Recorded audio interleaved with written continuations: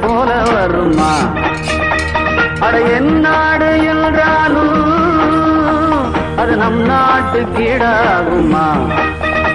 பல தேசம் முழுதும் பேசும் மொழிகள் தமிழ் போல் இனித்திடுமா?